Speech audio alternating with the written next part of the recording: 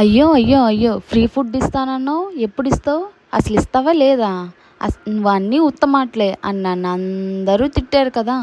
మీ చిట్టి ఇవ్వకుండా ఉంటుందా, మీకు తెలీదా మీ చిట్టి గురించి. నేను మాట ఇస్తే తప్పను. నా మాట నా మాట గురించి మీకు బాగా తెలుసు. నేను చెప్తే ఖచ్చితంగా చేస్తాను. నేను ఎందుకు ఇవ్వకుండా ఉంటానండి. సో మీ అందరు ఎప్పటి నుంచో ఎదురు చూస్తున్న ఈ ఫ్రీ ఫుడ్ అనేది నేను ఎవరికి ఇస్తున్నాను, మీరు కూడా నాతో పాటు చూసేయండి. రండి మన అందరం వెళ్దాం. అండ్ ఈ వినాయక చవితికి అందరు పిల్లలు మంచి బట్టలు వేసుకొని వాళ్ళ ఫ్యామిలీతోటి వినాయకుడిని పూజిస్తారు. మరి ఈ చిట్టి తల్లి కూడా మంచి బట్టలు వేసుకొని మంచిగా హ్యాపీగా ఉండాలి కదా, వాళ్ళందరినీ చూసి తను బాధపడకూడదు కదా. అందుకే తనకు ఒక మంచి డ్రెస్ కొనిచ్చాను.